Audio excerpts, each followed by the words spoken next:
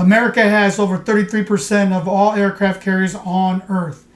Currently, there's 47 active aircraft carriers. We have 33. So I've never been on a carrier. You've been on a carrier before? Oh, yeah.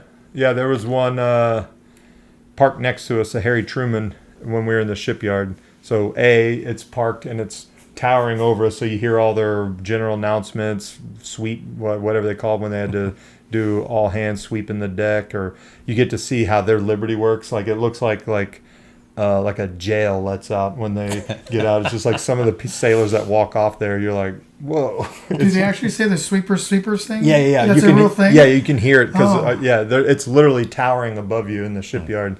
But we had to get ball lock pins for the shipping, like the hatches for the forward compartment.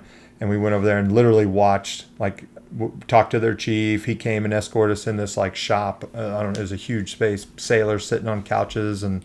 But we watched him. We had one that we had. He handed it to his E6. He kind of nudged a guy laying on the couch and handed it to him. And we watched it kind of change down to whoever the junior person in the room was. And they had this wall. It was probably 75 feet long of toolboxes. And he kind of went drawer to drawer looking a little bit. Found some, but they weren't big enough or long enough. And then they named some space, and he went off, and they're kind of showing us what they did.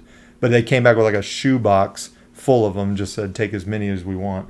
But then we kind of took an unofficial tour, but it was cool. So what was the point of that chain of, like, is it chain of command? Like, they were honoring their chain of command? I don't know. It was like, I'm too good to give this to you. Maybe. So. It was it stood out because even we took 3 or 4 people over there.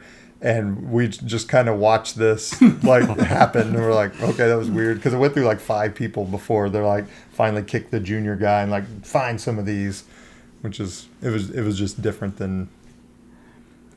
I've brought up the one thing in control that we say that literally goes through all these people, only for the person that was right. Like, I think it's you, the pilot, says it to the, something like that. I'm like, why don't you just tell that person? And I don't know where I'm getting. I don't know why we do things like that sometimes. Yeah, I'm trying to think of a good example. We definitely do that where 4 people have to repeat the same thing just to get.